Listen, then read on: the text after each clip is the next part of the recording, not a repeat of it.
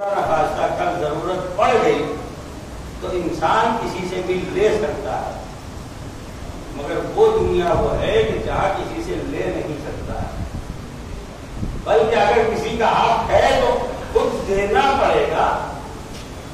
اور ظاہر ہے کہ آخرت جو ہے اس میں نہ باپ دینے والا ہے، نہ بھائی دینے والا ہے، نہ ماں دینے والی ہے، نہ بیٹا دینے والا ہے، کوئی بھی کسی کو دینے والا نہیں ہے۔ جو اپنے پاس ہے وہی کام آنے والا ہے۔ تو اسی کو اگر کہا جائے محاسبہ نفس، اپنے نفس کا محاسبہ کہ ہم نے آج کیا کیا اور کل ہم نے کیا کیا تھا، اور پھر اس کے بعد کل جو آنے والا ہے وہ ہم کیا کریں گے، یہ تو بات کی بات ہوگی، کل تو پتہ نہیں دیکھا ہے، کسی نے نہیں دیکھا ہے۔ ویسے بھی معصوم نے ارشاد فرمایا کہ ہر شخص کے لیے 3 دن ہے، ایک وہ جو گزر گیا، ایک وہ دن جو آنے والا ہے، اور ایک وہ دن جو ابھی چل رہا ہے۔ جو گزر گیا ہے اسے ہم واپس نہیں لا سکتے۔ کوئی ہے کہ جو کہہ دے کہ ہم کل جو گزر گیا ہے جمعرات کا دن ہم واپس لے آئیں گے؟ نہیں، اگلا جمعرات آئے گا، ضرور آئے گا، مگر یہ جمعرات جو گزر گیا یہ نہیں آئے گا واپس۔ اور اس جمعرات کے دن میں ہم نے جو بھی کیا ہے وہ بھی واپس نہیں لا سکتے، چاہ کر کے بھی واپس نہیں لا سکتے ہیں جو بھی ہم نے کر دیا ہے۔ تو اب ایک دن وہ ہے جو گزر گیا ہے، ایک دن وہ ہے جو آنے والا ہے، اور ایک دن جو ابھی چل رہا ہے۔ تو گزرے ہوئے دن کو واپس لا نہیں سکتا انسان، جو آنے والا دن ہے اس کو کسی نے دیکھا نہیں ہے۔ اور کتنے ایسے لوگ ہیں جو کل دیکھنے کے اس میں رات میں سوئے ہیں تو کل دیکھنا نصیب نہیں ہوا ہے۔ تو پھر معصوم یہ فرماتے ہیں کہ جو کچھ بھی کرنا ہے وہ آج کے دن میں کر ڈالو، کال کرے سو آج اور آج کرے سو۔ اب یہی تو ہے نا کہاوت، یہی اسی میں بنائی گئی، کل کرنے کے بجائے آج کرو، آج کرنے کے بجائے ابھی کرو۔ یہ نہ کہو کہ ہم کل نماز پڑھیں گے، ایک خالی مثال دے رہا ہوں، کل نماز پڑھیں گے، ہو سکتا ہے کہ آپ نماز نہ پڑھے، آپ کی نماز پڑھی جائے، ایسا بھی تو ہو سکتا ہے نا، کتنے لوگ کا ایسا ہوتا ہے۔ تو یہ نہ کہ یہ کل ہم نماز پڑھیں گے، ارے کل دیکھنا ہی نصیب نہ ہوا تو آپ کیا کریں گے؟ تو اس لیے ابھی کا جو وقت ہے وہ یہی فرصت ہے اور یہی مناسب ہے۔ آپ دیکھیں کہ جو بھی بڑا تاجر، بڑا بزنس مین ہوتا ہے وہ ہر روز محنت کرتا ہے کہ ہم اپنے بزنس کو آگے لے جائیں۔ یہ تھوڑی نہ کہتا ہے کہ 1 مہینے کے بعد ہم یہ کریں گے، 1 مہینے کے بعد تھوڑا سا اور اس میں پیسہ لگائیں گے تو تھوڑا اور ترقی ہوگی۔ نہیں، 1 مہینے تو بعد کی بات ہے، ہو سکتا ہے 1 مہینے میں وہ کم ہو جائے، اس کا بھاؤ کم ہو جائے، اس چیز کی قیمت کم ہو جائے، لہذا آج سے کوشش کر رہا ہے۔ اور یہ جو محاسبہ نفس ہے، محاسبہ نفس کا مطلب کیا ہے؟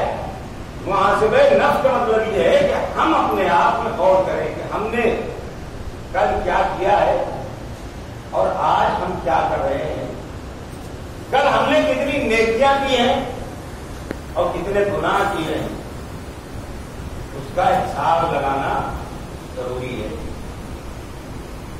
اگر واقعی دیکھا جائے تو بہترین بزنس مین اور بہترین تاجر اور بہترین دکاندار وہ کہلاتا ہے جو ہر روز کا حساب ہر روز کرتا ہے۔ جو دیکھیے آپ بڑے بڑے جو دکاندار ہوتے ہیں مارواڑی ٹائپ کے، جن کو کہا جائے، وہ چوپڑا رکھتے ہی ہے، ایک ایک حساب لکھتے ہیں، اور وہ یہ دکان میں اس کے اوپر نظر رکھتے ہیں کہ کون سی چیز زیادہ بک رہی ہے، کون سی چیز کم بک رہی ہے۔ آپ غور کر رہے ہیں؟ اچھا، اس میں تھوڑا سا ہم اگر کہیں تو غلط نہیں ہوگا کہ دیکھیے سیزن آتا ہے تو سیزن کے حساب سے بھی دکاندار مال رکھتے ہیں۔ ہماری اور آپ کی زندگی میں بھی سیزن آتا ہے، ماہ رمضان کا سیزن آیا تھا، یہ سیزن عبادتوں والا سیزن تھا۔ شب قدر 3 دن ہمیں سیزن کا ملا کہ جس میں زیادہ سے زیادہ عبادت کر سکتے ہیں، ہر مہینے ایسی آتی ہیں. تو اگر وہ سامان کے جو زیادہ بک رہا ہے وہ دکاندار لانے کی کوشش کرتا ہے اور رکھنے کی کوشش کرتا ہے، لیکن جو سامان کم بک رہا ہے، جس میں نقصان ہو رہا ہے، جس میں گھاٹا ہو رہا ہے، تو ایک مرتبہ تو لے آئے گا مگر دوبارہ پھر واپس نہیں لائے گا. اس لیے کہ اسے معلوم ہے کہ یہ اگر ہم لے آئیں گے تو ہماری دکان میں رہے گا تو مگر ہماری موڑی بھی اس میں نہیں نکلے گی اور منافع تو بہت دور کی بات ہے. تو اب اگر ہم کو حساب لگانا ہے تو کیا کرنا ہوگا؟ ہم نے حساب یہ ہمیں حساب اس طریقے سے لگانا پڑے گا. اس سے پہلے بھی شاید ابھی ہم نے عرض کیا تھا کہ اگر ہم پنجگانہ نماز کے پابند نہیں ہیں تو پنجگانہ نماز کے پابند بنے. یہ محاسبہ یہ ہوگا. مستحبات کے تو بعد کی بات ہے نا، پہلے واجبات کے تو پابندی کرے. اور میں جملہ پھر سے کہوں تو غلط نہیں ہوگا، اس سے کئی بار میں ریپیٹ کرتا رہتا ہوں، اکثر دہراتا رہتا ہوں چیز کو کہ ہمارے سماج میں واجبات پر توجہ کم ہے، مستحبات پر زیادہ ہے. لیکن شاید انہیں معلوم نہیں ہے کہ واجب جو ہے وہ آپ کی ڈیوٹی ہے، اسے کرنا ہی پڑے گا. مستحب وہ ہے جو اوور ٹائم ہے. اوور ٹائم بھی جب آدمی کرتا ہے جب وہ اپنی ڈیوٹی کر لے گا. آپ سمجھ رہے ہیں؟ 8 گھنٹے کی اگر جو ہے ڈیوٹی ہے، انسان کہیں نوکری کر رہا ہے تو اس کا جو ہے فکس اماؤنٹ ہے، اس کے فکس رقم ہے کہ بھائی آپ کو 15,000 روپے ملے گا، آپ کو 25,000 روپے ملے گا.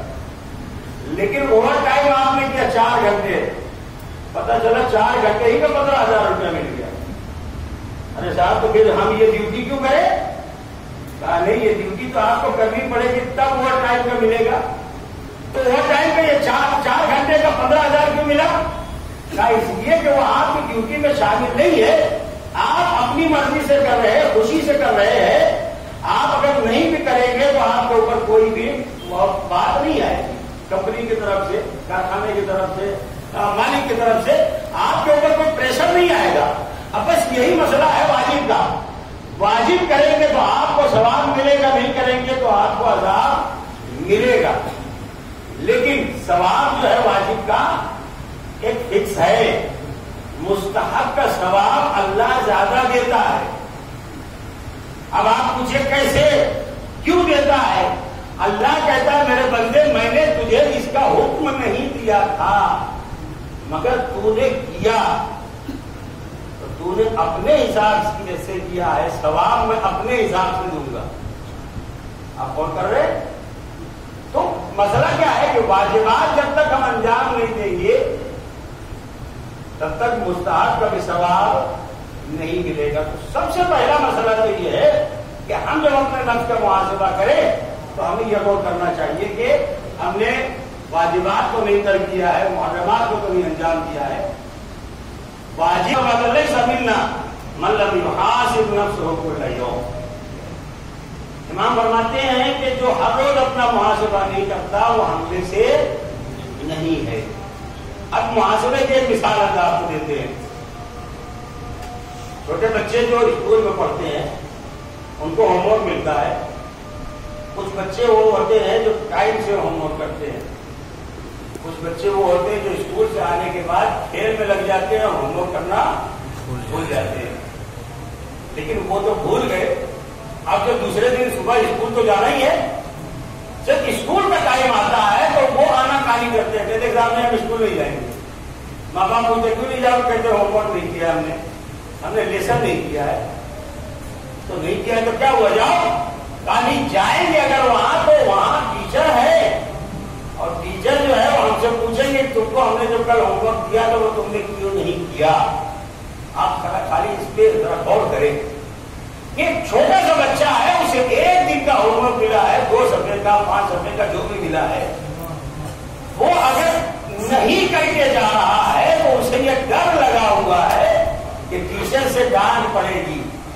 اللہ نے جو ہمیں ہر روز ہوم ورک کرنے کے لیے دیا ہے ہم اس کو نہیں کرتے ہیں، مگر ایک بار بھی نہیں کرتے کہ اللہ ہم سے کیا کہے گا. کبھی سوچتے نہیں؟ سوچتے. سوچنے والی بات ہے. ان بچوں سے یہ سبق لینے والی بات ہے کہ جو بچہ استاد کے سامنے اس لیے نہیں جا رہا ہے کہ اس نے اپنا ہوم ورک نہیں کیا ہے، تو ابھی جو کرنا ہے وہ کرو، مگر کل جب آنا تو اس کا حساب دینا پڑے گا۔ ٹھیک ہے، سلمان لے کے چلے گئے، ابو ذر لے کر کے چلے گئے، سلمان نے راہ بتا میں خرچ کر دیا، ابو ذر نے اس 1 درہم سے اپنے گھر کا سامان خرید لیا۔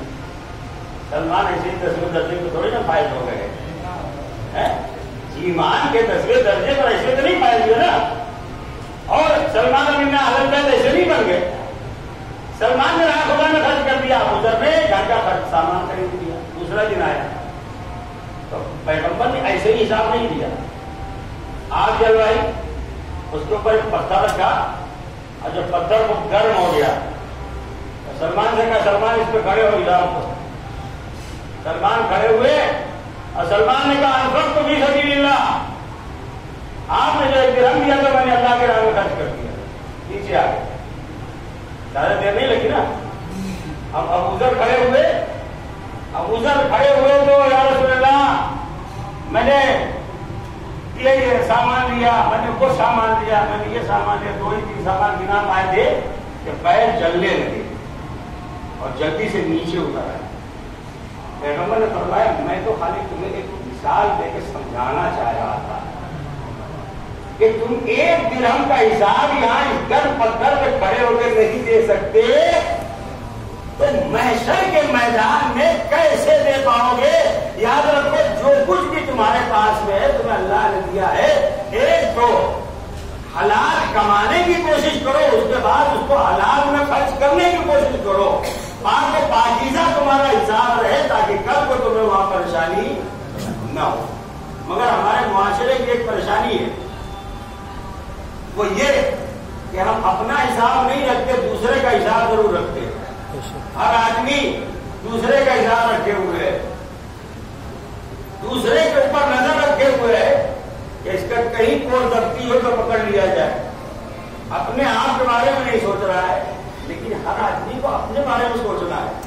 دیکھیے آپ چاہے عقیدے کی بات کریے یا عمل کی بات کریے، نہ ہمارے عقیدے کا سوال آپ سے ہوگا، نہ آپ کے عقیدے کا سوال ہم سے ہوگا، نہ ہمارے عمل کا سوال وہاں حساب آپ سے ہوگا، نہ آپ کے عمل کا حساب ہم سے ہوگا۔ ہم جو عمل کر رہے ہیں ہمیں جواب دے ہونا ہے، آپ جو عمل کر رہے ہیں آپ کو جواب دے ہونا ہے۔ پھر ہم آپ کی ٹوہ میں کیوں لگے رہے کہ آپ کیا کر رہے ہیں اور کیوں کر رہے ہیں اور کیسے کر رہے ہیں، یہ چیز مناسب نہیں ہے، اور کمیاں آدمی نکالنے کی کوشش کرتا ہے۔ ایک بادشاہ تھا، 100 کلومیٹر روڈ بنوائی، لمبی روڈ بنوا لیا، اور اس کے بعد ایک جگہ پر تھوڑا بہت جو سڑک بنی تھی اس کا حصہ چھوڑ کر کے وہیں پہ تھیلا رکھ دیا۔ اپنے وزیر سے کہا جاؤ ذرا دیکھ کر کے آؤ روڈ کیسی بنی ہے، سڑک کیسی بنی ہے۔ وزیر گیا، دیکھ کے آیا، کہنے لگے حضور سڑک تو بہت اچھی بنی ہے مگر ایک جگہ تھوڑا سا گندگی ہے۔ دیکھیے اتنی لمبی سڑک جو بنی اچھائی نہیں دکھی، ایک چھوٹی سی برائی تھی وہ دکھی۔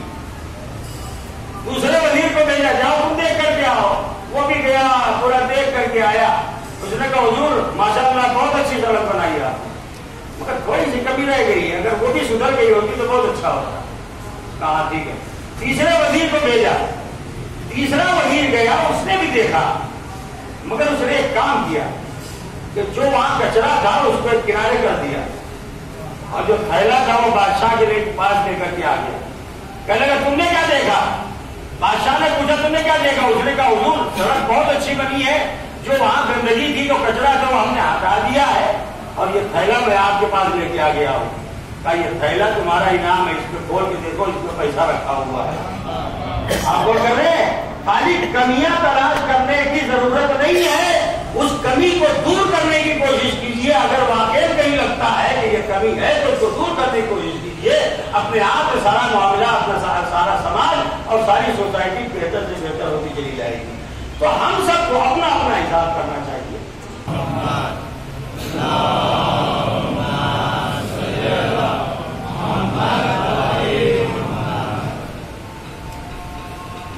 اعوذ باللہ من الشیطان الرجیم، بسم اللہ الرحمن الرحیم۔ دن سیاہ ترین کا دن ہے، اس لیے کہ آج سے تقریباً 100 سال پہلے جنت البقیع کو منہدم کیا گیا۔ حالانکہ اس سے پہلے بھی 1221 ہجری میں جنت البقیع کو منہدم کیا گیا تھا، مسمار کیا گیا تھا، مگر اس کے بعد پھر سے اس کی تعمیر ہوئی، اور اس کے بعد پھر 1344 ہجری میں یعنی 100 سال پہلے 8 شوال کو جب جنت البقیع کو مسمار کیا گیا، آل سعود مرحوم نے مسمار کیا، تو اس کی تعمیر آج تک نہیں ہو سکی ہے، اور تمام محبان اہل بیت کے دل اس بات کے لیے غمگین ہے، اور ہم سبھی مل کر کے ہمیشہ دعا یہ کر رہے ہیں کہ جنت البقیع کی پروردگار تعمیر کے اسباب فراہم فرمائے، تاکہ وہ روزے اس طریقے سے ہم عراق جاتے ہیں، وہاں روضہ مقدسہ ہے، ایران میں ہے، اور خود روضہ رسول ہے، بقیہ جتنے بھی روزے ہیں، جتنی بھی خبریں ہیں، ان کے اوپر روزے تعمیر ہو، اور ہم سبھی جا کر کے جس طریقے سے واقعی زیارت کی جاتی ہے اس طریقے سے زیارت کا ہم لوگ کو شرف مل سکے، کیونکہ واقعی آج اتنی سخت منزل ہے، جتنے لوگ بھی یہاں پر تشریف فرمائے، ان میں سے ہم میں سے بہت سارے لوگ ایسے ہیں جو مکے اور مدینے کی زیارت سے مشرف ہو چکے ہیں، جو نہیں ہو چکے ہیں پروردگار عالم ہم سبھی کو بلکہ آپ مکے اور مدینے کی زیارت سے مشرف فرمائے، الہی آمین۔ آپ جائیے واقعی دیکھیے کہ جنت البقیع جو مدینے کا سب سے بڑا قبرستان، جو پیغمبر کے زمانے میں چھوٹا تھا، بعد میں بڑا ہوا، اور جس میں کم سے کم 10,000 صحابہ کرام کی قبریں ہیں۔ کچھ لوگ یہ سمجھتے ہیں ہم خالی اس لیے جو ہے چلا رہے ہیں کہ اس میں 4 اماموں کی قبریں ہیں، نہیں، ایسا نہیں ہے، کسی 4 اماموں کی قبروں کو مسمار کیا گیا، یا اہل بیت سے متعلق افراد جو ہے ان کی قبروں کو مسمار کیا گیا، نہیں، بلکہ 10,000 سے زیادہ صحابہ کرام کی قبریں بھی وہاں موجود ہے، ازواج رسول کی قبریں موجود ہے، خود رسول کے بیٹے کی قبر موجود ہے، یہ ساری قبریں وہاں ہیں، اسی جنت البقیع میں موجود ہے، اور اس کو مسمار کیا گیا۔ مگر کمال کی بات یہ ہے کہ سوائے ہمارے باقی کوئی بھی صدائے احتجاج کیوں نہیں بلند کر رہا ہے؟ کیا سارے مسلمانوں کا حق نہیں بنتا ہے؟ سارے مسلمانوں کا حق یہ ہے، سارے مسلمانوں کی ذمہ داری بنتی ہے کہ وہ اس چیز کے اوپر آواز بلند کرے۔ تاریخ یہ کہتی ہے کہ پیغمبر اکرم کے زمانے سے لے کر کے اور تقریباً 708 ہجری ابن تیمیہ ملعون کے زمانے تک کی، اس وقت تک کی قبروں کے اوپر روزے بنتے تھے، باقاعدہ طور پر عمارت تعمیر تھی۔ پرانی تصویر آپ نے دیکھی ہوگی، جو معصومین علیہ السلام کی قبروں کے اوپر تعمیر ہے، اس وقت تک کسی کو بھی اختلاف نہیں تھا کہ صاحب قبر کے اوپر تعمیر نہیں ہونا چاہیے، روزہ نہیں ہونا چاہیے، کسی کو اختلاف نہیں تھا۔ مگر اس شخص نے، ابن تیمیہ نے حکم دیا کہ قبروں کے اوپر تعمیر کرنا، روزے بنانا حرام ہے، ناجائز ہے۔ اور اس کے بعد اس کا ایک اور اس سے بڑا ملعون شاگرد آیا، اس سے بڑا بھی، ابن قیم نام کا جب اس کا شاگرد آیا تو اس نے تو یہ حکم دے دیا، اس نے اس سے بھی بڑھ کر کے بات کی کہ قبروں کے اوپر جو روزے تعمیر ہے اس کو توڑ دینا واجب ہے، آپ غور کریں۔ اور یہی وجہ ہے کہ 1220 ہجری میں پہلی مرتبہ جنت البقیع کے روزوں کو توڑ دیا گیا، اس کو مسمار کر دیا گیا، اور اس کے بعد پھر سلطان عبد الحمید نے اس کو تعمیر کروایا، اور یہ پھر 100 سال پہلے آل سعود نے اس کو منہدم کیا، جو ظاہر ہے کہ اگر کہا جائے تو غلط یہ ہوگا کہ وہاں بھی دہشت گردی تھی جس کی وجہ سے یہ جنت البقیع مسمار ہوا۔ وہابیت کی دہشت گردی ہے، اس کے علاوہ کچھ نہیں کہا جا سکتا ہے، یا اور کچھ نہیں کہا جا سکتا ہے کہ یہ دشمنی آل محمد ہے کہ ان کے نشانوں کو باقی نہ رکھا جائے، مگر شاید انہیں یاد نہیں ہو، شاید پتہ نہیں ہے یا بھول گئے کہ اس سے پہلے بھی بڑے بڑے بادشاہ آئے جنہوں نے آل محمد کے نشان کو مٹانا چاہا، مگر اللہ نے ان کے نشانوں کو بھی باقی رکھا، ان کی قبروں کو بھی باقی رکھا، ان کے چاہنے والوں کو بھی باقی رکھا ہے، اور انشاءاللہ قیامت تک باقی رہیں گے۔ جو مٹانے والے تھے وہ مٹ گئے، مگر جن کو مٹانا چاہا وہ آج بھی باقی ہے۔ جنت البقیع میں سب سے پہلی قبر جو بنی وہ مہاجرین میں سے عثمان ابن مظعون کی۔ عثمان ابن مظعون نبی کریم کے بہت خاص صحابی، یہ مہاجرین میں سے جو نبی کے ساتھ ہجرت کر کے آئے تھے۔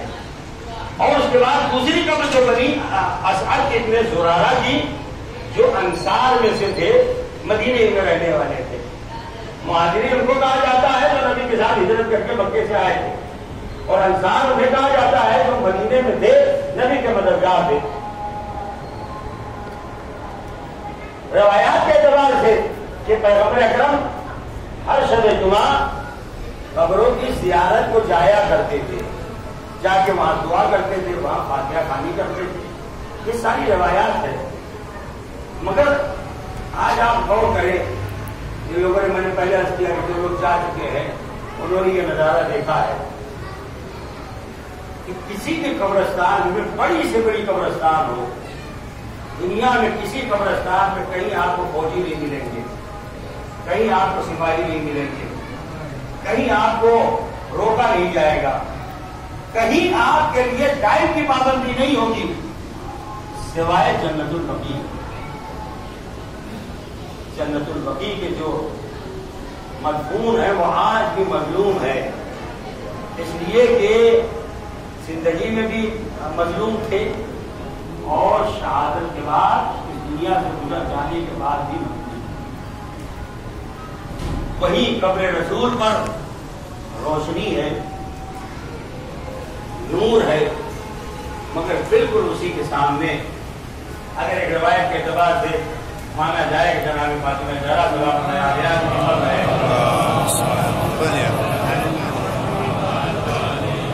چار اماموں کی قبریں ہیں، بقیہ اور ساری قبریں ہیں، اتنی ساری قبریں وہ اندھیرے میں ڈوبی ہوئی ہیں، ان کے قبریں کے اوپر کوئی سایہ نہیں ہے۔